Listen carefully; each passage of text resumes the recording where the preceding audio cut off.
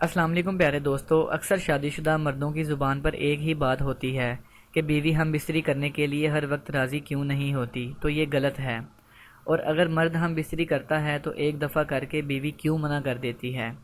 दोस्तों, अब सोचने वाली बात यह है कि एक बीवी अपने खामद को हम बिस्तरी करने से मना क्यों करती है, जबकि औरत अपने खामद से हम बिस्तरी करने से बहुत खुश होती हैं। लेकिन बाज़ औरतें अपने खामद को मना करती रहती हैं कि आज मेरा मूड नहीं है, और तरह तरह के बहाने बनाने लग जाती हैं।